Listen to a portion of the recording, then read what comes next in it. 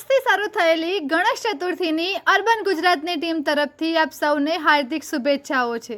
આણંદમાં ગણેશ મહોત્સવને ખૂબ જ ધામધૂમથી ઉજવવામાં આવે છે, ત્યારે આજ રોજથી શરૂ થયેલા આ ગણેશ મહોત્સવને લઈને આણંદમાં 165 જગ્યાએ મોટી પ્રતિમાની સ્થાપના કરવામાં આવી છે। આણંદ જિલ્લામાં 4 ફૂટથી લઈને 26 ફૂટ સુધીની આશરે 1400થી વધુ ગણેશજીની પ્રતિમાઓનું સ્થાપન થયું છે, પરંતુ પંડાલોમાં પૂજા તો માત્ર નાની મંગલ મૂર્તિની જ કરાશે, જેની દરેક જગ્યાએ મોટી પ્રતિમા સાથે સ્થાપના કરાઈ છે।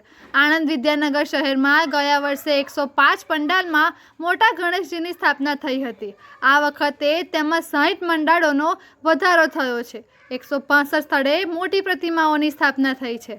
આણંદ શહેરમાં 1988 વર્ષમાં સૌ પ્રથમ ગામતળના ચોપાટા વિસ્તારમાંથી આ શરૂ થયું હતું। માત્ર 4 વર્ષના સમયગાળામાં આણંદ શહેરમાં 35થી વધુ સ્થળે તે ઉજવાય છે અને 1992થી ગ્રામ્ય કક્ષાએ આ પહોંચ્યું છે।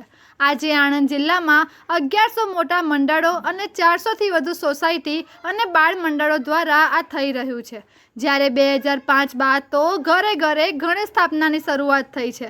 આજે જિલ્લામાં 5000થી વધુ ઘરોમાં 1 દિવસથી 5 દિવસ સુધી ગણેશ સ્થાપનાનું આયોજન કરવામાં આવે છે।